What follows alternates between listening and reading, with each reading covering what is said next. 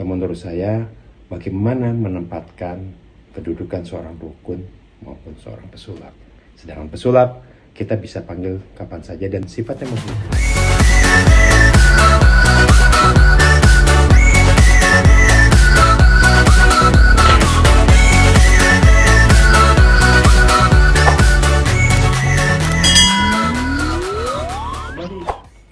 Kita bicara tentang pesulap.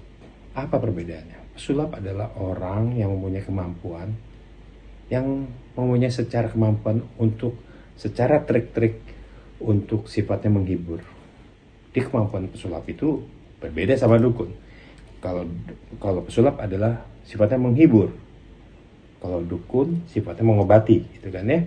Nah, pesulap di Indonesia itu memang sudah ada pada tahun 1950-an pada saat itu. Dan dipopulerkannya pada tahun 1980, dulu masih terkenal yaitu pesulap Mr. Robin lah. Dan kesini-sini sudah banyak pesulap-pesulap kita. Jadi perbedaannya adalah pesulap adalah sifatnya di mana orang punya kemampuan dengan secara trik. Ya, secara trik. Yang dimana sifatnya untuk menghibur. Trik itu macam-macam triknya gitu ya. Nah, kalau kita campurkan antara pesulap sama dukun sangat berbeda. Dukun sifatnya mengobati. Yang satu pesulap adalah menghibur. Jadi kita harus bisa berpikir mana pesulap, mana dukun. Tetapi dukun yang memang mempunyai akreditasi seperti dukun beranak di daerah-daerah itu juga cukup dibutuhkan bagi sekiranya di daerah yang belum ada terjangkaunya puskesmas. Belum terjangkaunya kayak pedalaman sekali. Bisa di daerah suku-suku dalam seperti di Papua, suku-suku di Kalimantan di dalam.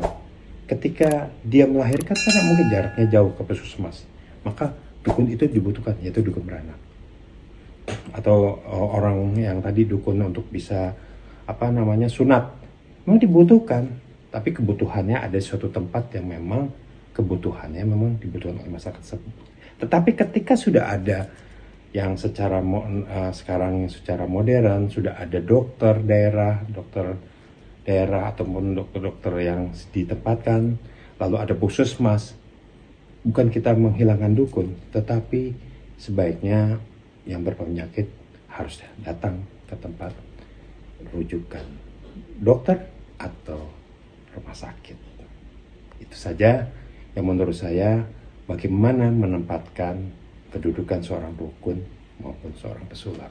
Sedangkan pesulap kita bisa panggil kapan saja dan sifatnya menghibur. Di mana di dalamnya ada sesuatu trik, entah ada ilmu-ilmu yang sifatnya katanya ilmu sihir atau apa.